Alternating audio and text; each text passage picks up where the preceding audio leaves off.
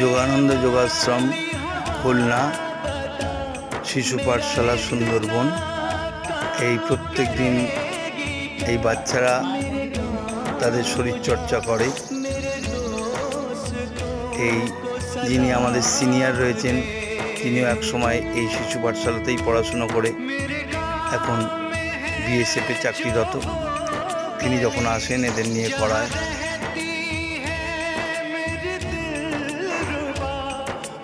শিক্ষার সঙ্গে সঙ্গে স্বাস্থ্যটাও যদি করা যায় তাহলে বাচ্চাদের মন মানসিকতা সবাই ভালো হয়, তারা কর্মে উদ্যোগী হয়, সৎ হয়, সাহসী হয়।